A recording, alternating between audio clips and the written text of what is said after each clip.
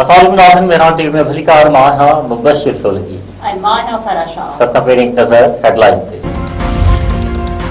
वॾे खाते जे तर्जमान ताहिर हुसैन इंद्राबी चयो आहे त पाक अफ़गान लाॻापनि में शिकताउनि जो बुनियादी कारण दहशतगर्दी आहे। तालिबान हुकूमत दहशतगर्दनि जी सहूलियतकार आहे या बचाए पई। तालिबान हुकूमत लिखत में ख़ातिरी कराए त अफ़गान सरज़मीन पाकिस्तान में दहशतगर्दी लाइ इस्तेमाल न थींदी। मीडिया के हफ़्तेवार ब्रीफिंग में परॾे खाते जे तर्जुमान वधीक चयो आहे त सिंध तौस मुआहिदे ते भारत कानून जी भञकड़ी पियो करे। पाकिस्तान पंहिंजे हिसे जे पाणीअ जे हिक फुड़े ते बि सौदेबाज़ी न कंदो।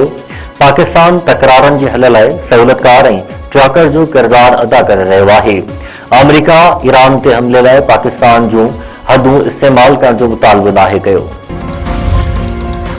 वफ़ाक़ी गृह वज़ीर मोहसिन नक़वी जी ईरानी परॾे वज़ीर अब्बास इराक़ची सां मुलाक़ात। ईरान अमेरिका जंग जे ख़ात्मे लाइ मसइलनि ते तफ़सीली ॻाल्हि ॿोल। मोहसिन नक़वी अब्बास इराक़ची पारां अमन क़ाइम करण ते तरीक़ेकार ते ग़ौर। ज़रीन जो चवणु आहे त वफ़ाक़ी गृह वज़ीर मोहसिन नक़वी अॼु बि तेहरान में ई रहंदो। अमरीकी सदर डोनाल्ड ट्रंप जी ईरानी तहज़ीब तबाह करण जी धमकी जो मतिलबु एटमी हमलो वरितो पियो। यूरोप ऐं एशिया खे ईरान मथां अमरीकी एटमी हमलनि जो ख़तरो हो। यूरोप जे मुल्कनि अमेरिका जे परॾे वज़ारत सां राब्ता कया। ख़ाबरी इदारे मूजिबि अमेरिका जी परॾे वज़ारत को बि वाज़े जवाब न ॾिनो। बरतानिया, फ्रांस ऐं जर्मनी सख़्त बयान तयारु करे वरितो हो, पर उन ई शाम ट्रंप ईरान सां जंगबंदी जो ऐलान कयो। ईरान पारां जंगबंदी, मंजमंद असासनि जी वापसी ऐं सामूंडी तहफ़ुज़ जो मुतालबो। तेहरान एटमी प्रोग्राम जे हवाले सां हलंदड़ अफ़वाहुनि खे रद्द करे छॾियो आहे। ईरान जे परॾे तर्जुमान इस्माइल बकाई चयो आहे त अमेरिका जो धमकी वारो रवैयो बेअसर रहंदो। पीपी चेयरमैन बिलावल भुट्टो ज़रदारी कुछ देर में शाहराह भुट्टो जो इफ्तिताह कंदो। वॾे वज़ीर सैयद मुराद अली शाह चयो आहे त शाहराह भुट्टो कराची जे लाइ गेम चेंजिस आहे। मंसूबो पीपी जो शहरनि लाइ अज़ीम तोहफ़ो आहे। मीडिया सां ॻाल्हाईंदे वॾे वज़ीर वधीक चयो आहे त क़यूमाबाद खां काठोड़ ताईं शाहराह भुट्टो मुकमल थी वियो आहे। 39 किलोमीटर जे शाहराह 40 अरब रुपयनि जी लाॻत सां तामीर थी आहे।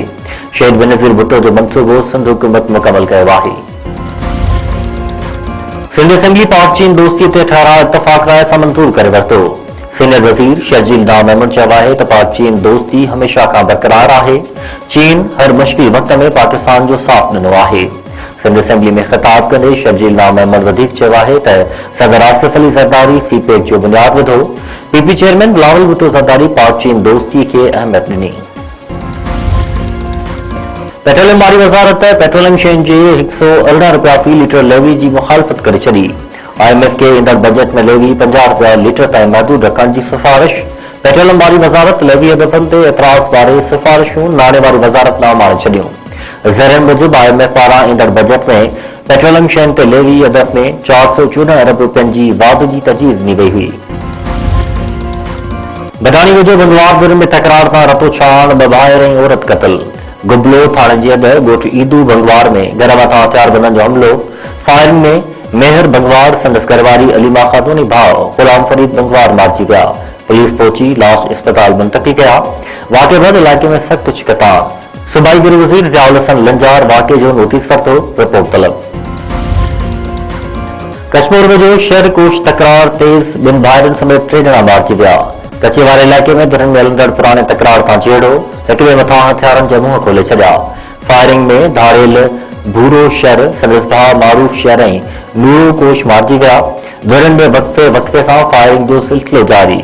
शिकतान सबबि वधीक रतो छाण जो ख़तरो। खैरपुर नाफनशाह वेझो गोरारी औरत मुड़िस तां गोलियूं हणी क़तल। ॻोठ सतानी चांडियो में जवाबदार घरेलू अणबड़ तां 40 वरनि जी घरवारी मजीदा चांडियो खे क़तल करे छॾियो। जवाबदार अब्दुल रसूल चांडियो वाक़े बैदि फरार। लाश ज़रूरी कार्रवाई बैदि वारसनि हवाले।